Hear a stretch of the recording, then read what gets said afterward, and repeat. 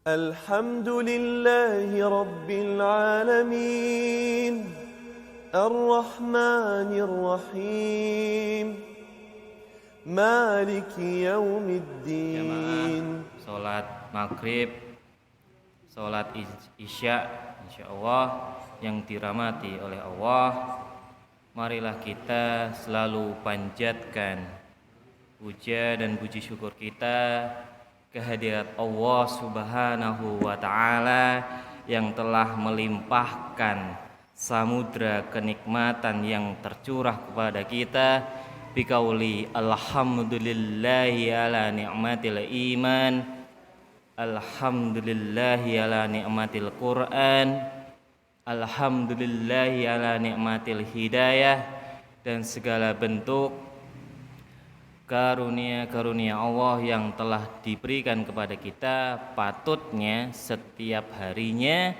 setiap jamnya, setiap menitnya, setiap detiknya patutnya kita selalu bersyukur. Salawat serta salam tak lupa kita curahkan kepada junjungan Nabi Muhammad sallallahu alaihi wasallam yang telah membawa seluruh umat manusia dari zaman jahiliyah menuju zaman Islamiyah, sehingga kemudian kita yang berada di Indonesia di dataran Meranggen ini kemudian mampu merasakan nikmatnya Islam, ya salah satunya ya perjuangan juga dari Nabi yang dilanjutkan oleh ya, para keturunan, para wali, para kiai, ya, para tabi'id seperti itu. Marilah kita untuk kemudian meningkatkan kualitas iman dan takwa kita kepada Allah sepanjang waktu dan di setiap tempat. Semoga kelak kita dipanggil Allah Subhanahu wa Ta'ala dengan iman dan takwa yang terpatri di dalam sanubari kita semuanya. Amin ya rabbal alamin. Para alim, para sepuh, izinkanlah saya pada kesempatan ini untuk sharing ya terkait suatu keilmuan tentang keistimewaan dari orang-orang yang bertakwa. Tentunya saya tidak meragukan akan ketakwaan dari kita semuanya, tetapi patutnya kita kemudian saling mengingatkan terkait takwa, terkait takwa seperti itu. Allah menggariskan bahwasanya kemuliaan seseorang di hadapannya tidaklah dilihat seberapa kayanya seseorang tersebut, seberapa bagus raut wajahnya atau seberapa tinggi kekuasaannya, ya, kekuasaan atau pangkatnya. Namun Allah kemudian ya melihat bahwa seorang yang mulia di sisinya adalah dilihat dari takwanya, seperti itu. Lalu kemudian kenapa kita ini diciptakan berbeda-beda, ya? Lalu kenapa kita ini kok antara satu dengan yang lainnya itu berbeda-beda? Mohon maaf, ada yang kulitnya putih, ada yang kulitnya ya mohon maaf hitam, ada yang kaya raya, ada yang miskin, ada yang rezekinya mengalir, ya, padahal dia sholatnya jarang. Ada juga yang mohon maaf dia taat sholat tetapi ya rezekinya biasa saja. Terkadang kita mengeluh terhadap hal-hal kecil seperti itu. Nah, dari hal-hal perbedaan itu maka kemudian Allah berfirman, A'udzubillahi minasyaitonirrajim. Bismillahirrahmanirrahim.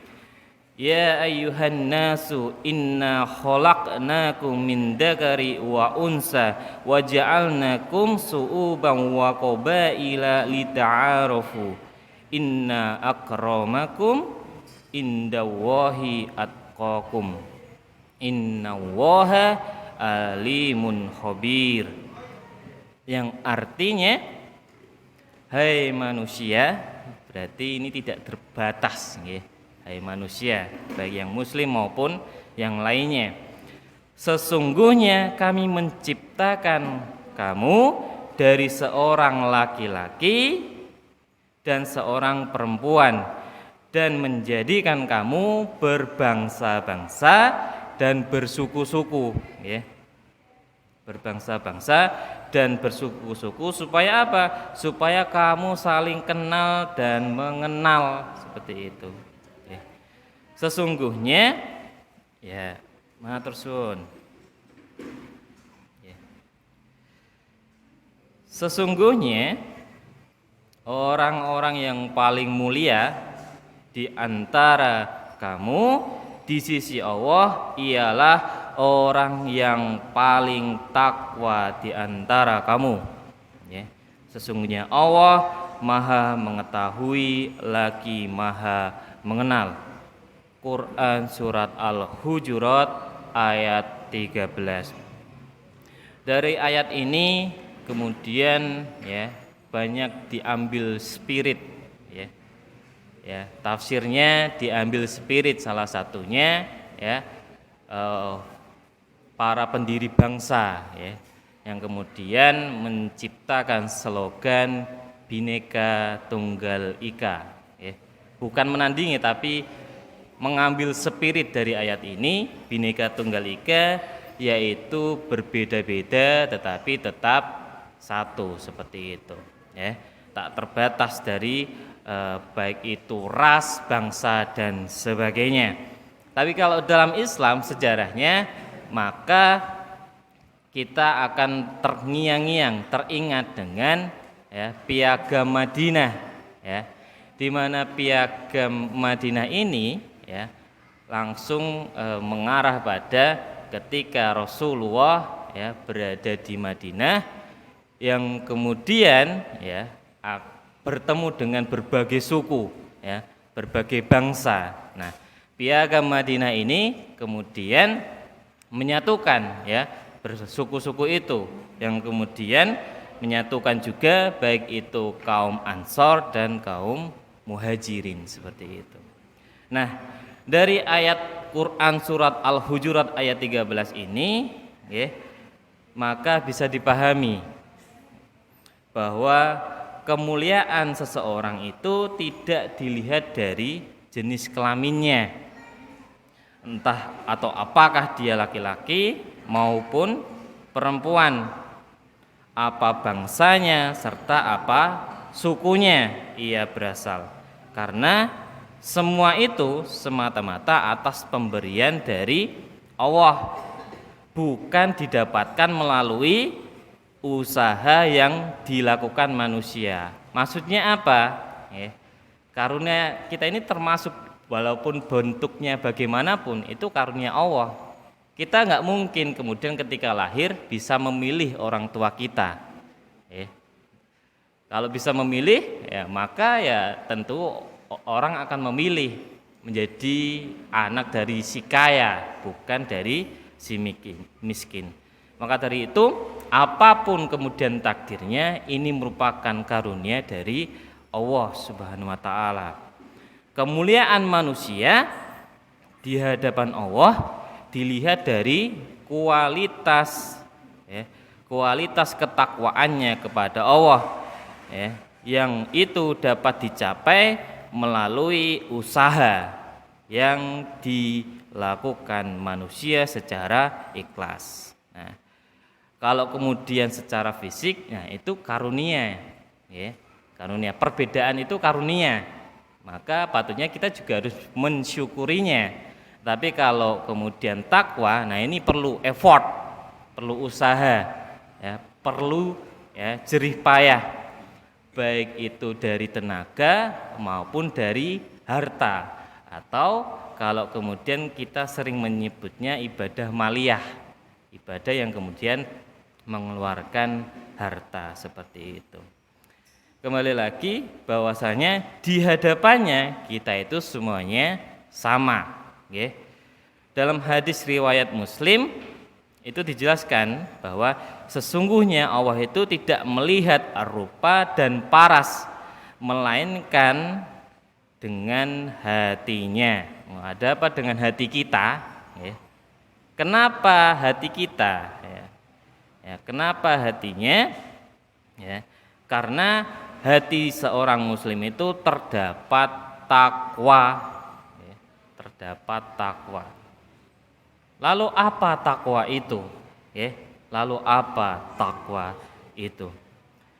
Jamaah yang dirahmati oleh Allah, kata takwa secara bahasa itu berarti terpeliharanya diri kita untuk tetap taat, ya, taat melaksanakan perintah Allah Subhanahu wa taala dan menjauhi segala larangannya.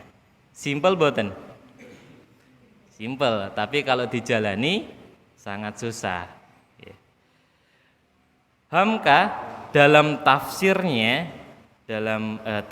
Al-Azhar menjelaskan bahwa takwa dari kata wiqayah yang berarti memelihara, yaitu memelihara hubungan baik dengan Allah Subhanahu wa taala, atau kita lebih mengenal hablu minallah, seperti itu ya, hablu minallah. Jangan sampai ya kita ini ya, masing-masing dari kita ini terperosok kepada perbuatan yang tidak diridhoi oleh Allah, seperti itu. Sehingga penting bagi diri kita untuk memelihara segala perintah-perintahnya agar dapat dijalankan, seperti itu. Jadi ketika kita memelihara hablum minallah, ya, insya Allah Allah sendirilah yang kemudian ya akan memperbaiki urusan-urusan kita, bahkan dengan urusan kita dengan manusia lain, atau kita lebih mengenalnya dengan hablum minan nas, ya. Karena kalau dalam penjelasan oleh Imam Al-Ghazali, antara hablum minallah dan hablum minan nas ini harus seimbang, ya. Disebutkan di situ bahwa seperti dua mata koin yang terpisah. Jadi kalau koin kita putar, nah, itu kan dia seimbang. Nah, sama halnya dengan hablum minallah dan hablum minan nas, harus di situ harus seimbang, seperti itu. Nah, dari situ maka penting bagi diri kita, ya, Bapak Ibu masing-masing untuk memahami, ya, indikator apa saja yang mengukur daripada ketakwaan kita. Nah, hal ini maka dijelaskan dalam firman-Nya, ya, A'udzu billahi minasyaitonir rajim. Bismillahirrahmanirrahim. Alladzina yunfiquna fi sarra'i wad-dharra'i wal kadhimina ghaidha wal 'afina 'anin nas wallahu yuhibbul muhsinin. Artinya yaitu orang-orang, siapa orang yang bertakwa, yaitu orang-orang yang menafkahkan hartanya baik di waktu yang lapang, ya, maupun waktu yang sempit. Itu yang pertama. Kedua, dan orang-orang yang menahan amarahnya dan memaafkan kesalahan orang lain.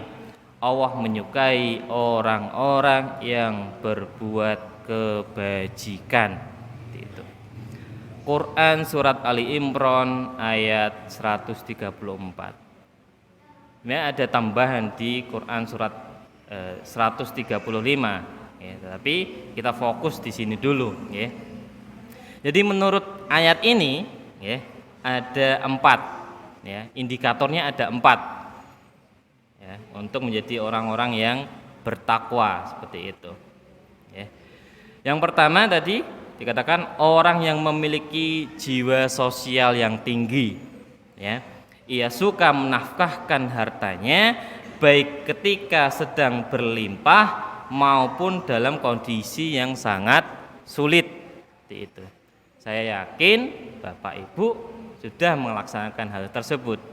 Ya, saya yakin. Ya. Hal ini memang sangat penting dalam konteksnya tadi. Selain kita menjaga hablum minallah, maka kita juga harus menjaga hablum minannas, ya, hubungan kita terhadap sesama. Lalu mana yang harus didahulukan? Tentunya ya saudara-saudara kita. Tetapi kita juga tidak boleh melupakan tetangga-tetangga kita. Kenapa demikian? Dalam suatu hadis riwayat Muslim, an Abi Hurairah radhiyallahu anhu ana Rasulullah sallallahu alaihi wasallam qala man kana yu'minu billahi wal yaumil akhir falyakul khaira aw liyasmut, ya, wa man kana yu'minu billahi wal yaumil akhir falyurim jarah wa man kana yu'minu billahi wal yaumil akhir falyukrim dhaifah, ya. Dari Abu Hurairah radhiyallahu anhu, kemudian Rasulullah bersabda, siapa yang beriman, ya, beriman ini bisa katakan juga bertakwa di situ. Barang siapa yang beriman kepada Allah dan hari akhir, hendaknya dia berkata baik atau diam. Tuh. Ya. Siapa yang beriman kepada Allah dan hari akhir, hendaknya dia menghormati tetangganya, tetangga. Siapa yang beriman kepada Allah dan hari akhir, hendaknya dia memuliakan tamunya. Tuh. Berarti hablum minannas itu juga penting, ya. Penting, ya, jiwa-jiwa sosial itu harus ditumbuhkan, ya, salah satunya kepada orang-orang yang dekat kepada kita, ya. Karena saya menemukan di antara teman-teman kerja saya itu, ya, mereka hidup di suatu kompleks dan nggak nyaman, salah satunya karena tetangga, ya, tetangga mereka seperti itu. Ada yang nyetel musik keras sehingga kemudian tidak nyaman. Ketika diingatkan, itu tidak dipelankan, tetapi malah makin dikeraskan, ya, makin dikeraskan. Ketika orang-orang di sekelilingnya, apakah ketika teman saya ini ketika berangkat kerja masih seperti itu? Enggak. Jadi memang sengaja, ya, sengaja untuk kemudian mengeraskan musik, ya, ketika ada teman saya atau di rumah situ. Nah, ini maka jangan sampai, ya, jangan sampai terjadi atau kita seperti itu, ya, seperti itu. Nah, pentingnya untuk kemudian hablum minannas ini juga dijelaskan dalam sebuah riwayat, ya, Imam Al-Bukhari dalam Al-Adab Al-Mufrad nomor 119 dari Abu Hurairah radhiyallahu anhu, yang artinya, ya, ada seseorang bertanya kepada Rasulullah sallallahu alaihi wasallam, wahai Rasulullah,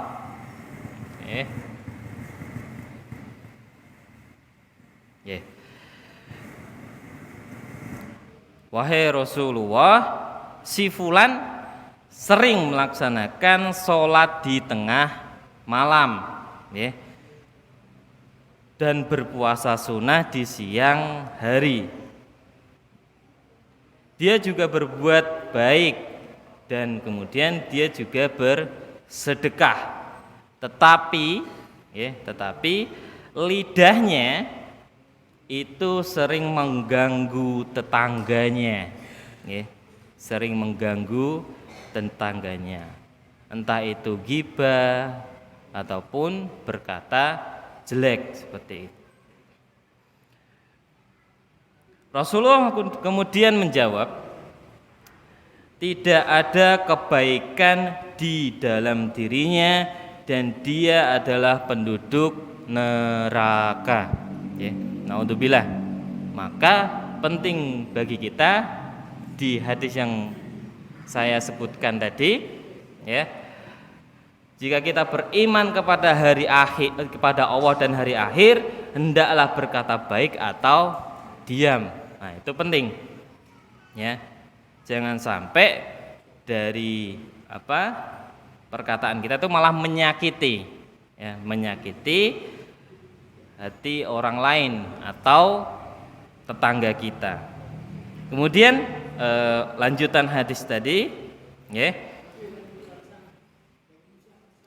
Para sahabat lalu berkata,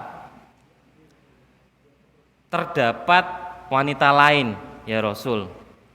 Dia hanya, dalam tanda kutip ya, dia hanya melakukan sholat fardu dan bersedekah dengan gandum. Namun dia tidak mengganggu tetangganya. Kemudian beliau bersabda, dia adalah termasuk penduduk surga. Hadis riwayat Al-Bukhari, seperti itu. Sehingga dari sini maka penting ya bagi kita untuk kemudian ketika pengen menjadi orang yang bertakwa, selain hablum minallah, hablum minannas juga penting untuk dijaga, seperti itu. Oke, indikator yang kedua adalah memiliki kemampuan untuk menahan diri, mengendalikan hawa nafsu dan mengendalikan hawa nafsu, terutama ketika dalam kondisi marah. Ya. Tentu kita dan sekeliling kita, ya, ketika melihat suatu kejengkelan, ada suatu emosi. Nah, Ibnu Taimiyah kemudian membagi 3 nafsu ini. Ya. Pertama ada nafsu mutmainah. Nafsu yang kemudian mengenal baik akan Tuhannya, sehingga pribadi seseorang itu ya akan berbuat baik dan benar, seperti itu. Dia selalu berusaha untuk melakukan suatu kebaikan. Nah, ini adalah nafsu mutmainah. Nah, insya Allah kita ya, sangat membutuhkan ini, ya, sangat membutuhkan ini. Karena memang kalau dalam ibadah tidak bernafsu, wah, lawannya adalah malas. Nah, ini penting ya, Bapak Ibu. Nah, kita harus melawan sifat malas ini untuk kemudian mengarah kepada nafsu mutmainah, seperti itu. Kemudian ada lagi nafsu lawamah. Nah, ini nafsu yang tengah-tengah. Nah, nafsu lawamah ini nafsu yang terkadang baik, terkadang buruk. Tetapi juga nafsu ini mengevaluasi diri kita, mengintrospeksi diri kita terhadap amalan-amalan kita. Sebagai contoh, ya, di suatu kejadian kita mohon maaf mungkin ya tak sengaja untuk melakukan suatu kemaksiatan, ya. Dari kemaksiatan itu di waktu yang lain ternyata kita sadar, kok tadi kita bisa ya melakukan hal tersebut, ya. Maka dari situ muncul ya nafsu lawamah sebagai bentuk introspeksi diri kita ya terhadap perbuatan maksiat tadi, ya, sehingga kemudian kita akan beristighfar dan kemudian mengarah nafsu kita kepada nafsu lawamah. Sebagai contoh lain adalah ketika ada adzan. Nah, ini yang sering kita masih sering ya kita dapati ada banyak orang seperti itu. Ketika ada adzan itu tidak langsung ke masjid, ya, masih menunggu, ya. Setelah adzan masih menunggu, ya kan, masih menunggu. Baru kalau qomat, nah ini gogah-gagi. Padahal panggilan untuk sholat itu adzan atau iqomah, Bapak Ibu? Adzan, ya. Hayya 'alas shalah. Ayo sholat. Kenapa harus sholat? Hayya 'alal falah, untuk meraih kemenangan. Nah, untuk meraih kemenangan di situ. Nah, maka dari situ ya kita ya harus memunculkan nafsu mutmainah tadi seperti itu. Nah, yang paling bawah ya yaitu nafsu amarah ya, nafsu amarah. Nafsu yang kemudian mengajak kita pada suatu kemaksiatan ya. Nafsu yang mengajar kita pada suatu kemaksiatan seperti itu. Wis hawane elek lah ya, hawane elek ya. Kemaksiatan ini tentunya dari mana sumbernya ya? Bukannya seudon tapi memang ini dari syaitan ya. Karena syaitan itu tugasnya menggoda ya,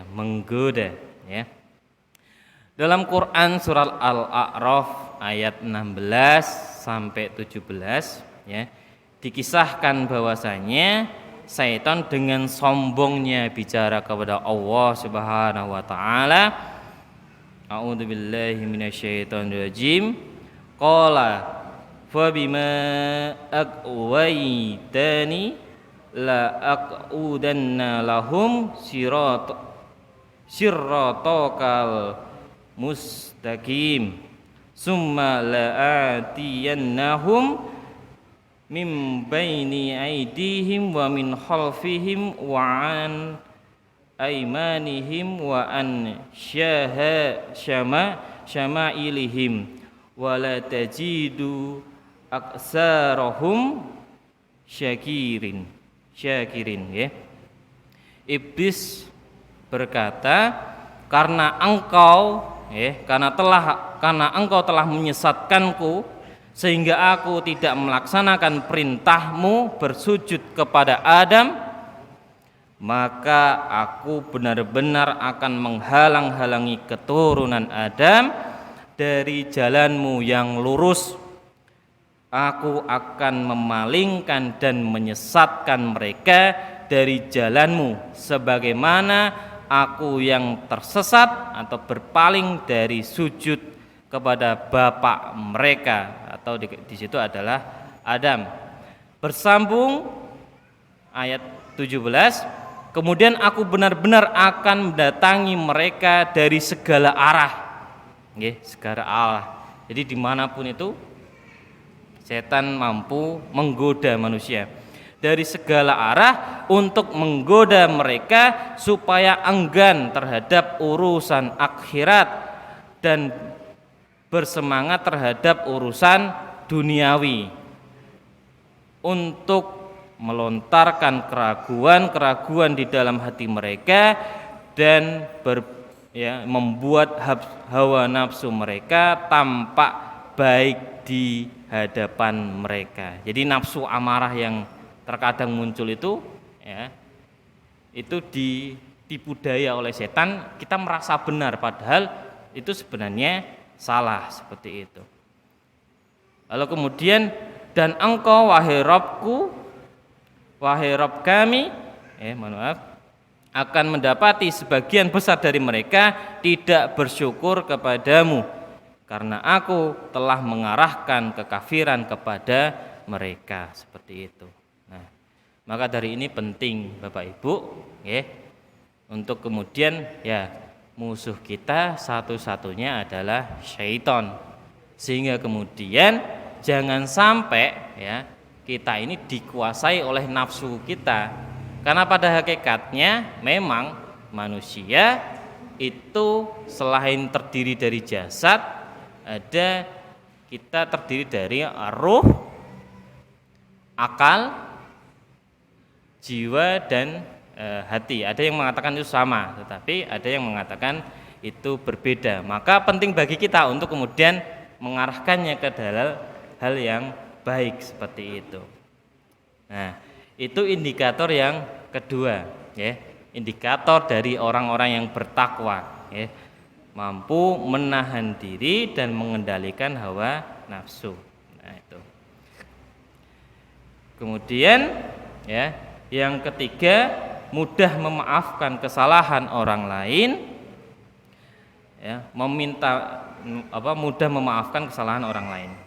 Kalau meminta maaf atas kesalahan yang kita perbuat kepada orang lain itu sulit, ya, tapi jauh lebih sulit memaafkan kesalahan orang lain kepada kita, ya.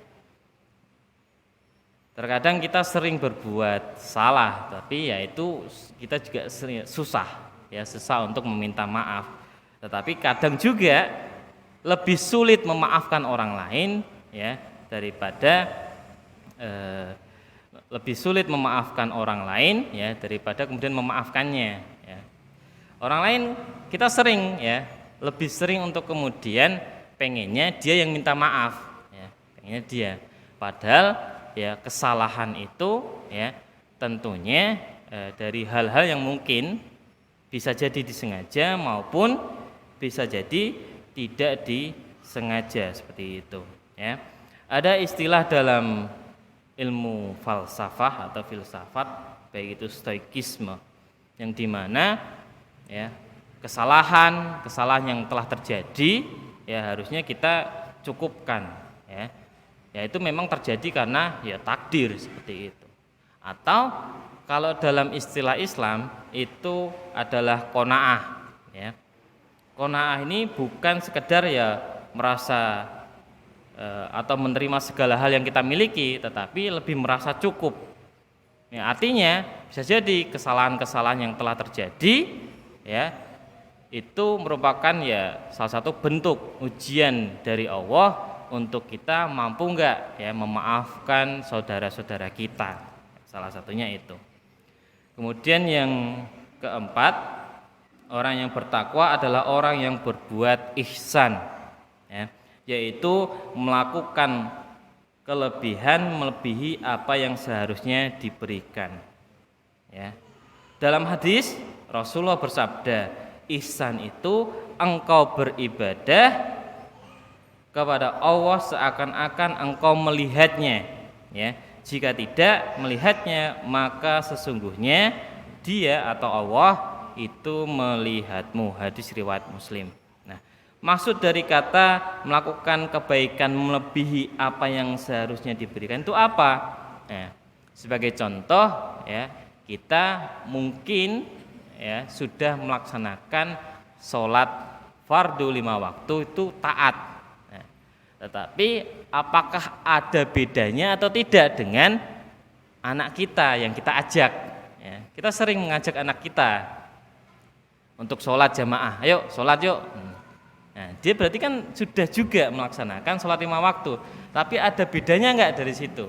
Nah, alasan kenapa kemudian para kiai, para ustadz, para ulama itu kemudian marilah kita meningkatkan keimanan dan ketakwaan kita, salah satunya itu, ya, kita harus sadar untuk kemudian bisa membedakan selama hidup kita di umur kita yang sekarang ini ada bedanya enggak ibadah kita dengan masa kecil kita. Apakah masih pada sekeliling sholat 5 waktu atau sudah melebihi itu?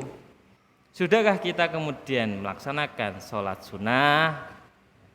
Sudahkah kemudian kita melaksanakan ibadah-ibadah yang lainnya? Nah, maka ini penting menjadi introspeksi diri kita untuk kemudian melebihi, dikatakan melebihi apa yang harus kita laksanakan, seperti itu. Kaitannya pada kebaikan. Kaitannya sedekah, kita juga harus menjaga, ya. Sedekah ini juga harus kita jaga. Kaitannya dengan, ya, ibadah maliyah tadi. Jangan sampai, ya, hari ini, ya, sama dengan hari yang kemarin, seperti itu, ya. Barangkali sedekah ini juga penting, ya, kita laksanakan dimanapun dan kapanpun, seperti itu, sebagai bentuk, ya, kita untuk mencapai keimanan atau melebihi keimanan dan ketakwaan kita lebih baik dari waktu-waktu yang sebelumnya. Jamaah yang dirahmati oleh Allah, begitu berat menjadi orang yang bertakwa. Allah Subhanahu wa taala menjanjikan keutamaan yang sangat besar. Salah satunya dalam firman-Nya, A'udzubillahi minasyaitonirrajim, wa may yattaqillaha yaj'al lahu makhraja. Artinya, dan barang siapa bertakwa kepada Allah, niscaya dia akan mengadakan baginya jalan keluar, ya, jalan keluar. Jadi kalau memang ada masalah, udah kita dekatkan diri kita sama Allah. Nah, ini pernah saya laksanakan ketika mengerjakan skripsi. Nah, itu kan kalau di semester akhir itu mahasiswa dulu itu kan sering pusing ya kalau mengerjakan suatu hal tersebut. Sehingga apa? Ya, kita fokus pada kerjaan kita, ya. Kalau ada waktu sholat, ya udah sholat, tinggal semua kerjaan, sholat, ya.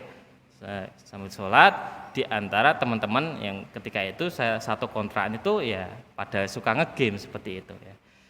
Setelah sholat, kita istirahat bentar, lanjut ngetik lagi. Dan alhamdulillah, ya itu saya di antara satu kontrakan itu paling cepat. Lulusnya itu paling cepat seperti itu. Nah, ini adalah satu bentuk jalan keluar dari Allah, ya. Jalan keluar. Pokoknya kalau ada sholat, ada adzan wis sholat aja, langsung sholat seperti itu. Nah, insya Allah Allah yang akan membantu kita seperti itu. Allah memberikan jaminan, ya, memberikan jaminan apabila yang menghadapi masalah adalah orang yang bertakwa, maka Allah memberikan jalan keluarnya. Ya. Namun tentunya jangan sampai, ya, ketika kita dimudahkan dengan jalan keluar itu timbul satu kesombongan dalam diri kita, ya. Sekali sholat, wah kok langsung menemukan jalan keluar, habis itu kita bermaksiat lagi, kemudian meninggalkan sholat lagi dan sebagainya. Bisa jadi kemudahan-kemudahan yang Allah berikan kepada kita itu, ya, itu bisa jadi berkah, ya, bisa jadi istidraj, ya, yang dimana itu merupakan suatu cobaan, ya, yang artinya dari cobaan itu jangan sampai kita terjebak dalam lingkaran itu, sehingga penting bagi kita untuk menintrospeksi diri kita, ya, supaya diri kita itu selalu dalam kondisi yang lurus, ya. Itu adalah balasan, ya, balasan Allah bagi orang-orang yang bertakwa di dunia. Sementara kalau di akhirat Allah menjanjikan dalam firman-Nya, A'udzubillahi minasyaitonirrajim, innal muttaqina fi jannati wa nahari fi maq'adi sidqin inda maliki muqtadir. Sesungguhnya orang-orang yang bertakwa itu di dalam taman-taman dan sungai-sungai, di taman-taman dan sungai-sungai, ya, di tempat yang disenangi di sisi Tuhan yang berkuasa. Quran surat Al-Qamar ayat 54 hingga 55. Sehingga kemudian dari ayat ini berarti balasannya di akhirat nanti adalah surganya Allah Subhanahu wa taala. Semoga kita termasuk orang-orang yang bertakwa dan semoga kita mampu menjadikan diri kita sebagai hamba yang selalu meningkatkan takwa kita, mengamalkan perilaku orang-orang yang bertakwa dan kelak, ya, dipanggil menghadap kepada Allah Subhanahu wa taala dengan ketakwaan yang melekat di hati kita masing-masing. Amin amin ya rabbal alamin. Demikian dari saya, kurang lebihnya mohon maaf. Billahi fi sabil haq fastabiqul khairat. Wassalamualaikum warahmatullahi wabarakatuh.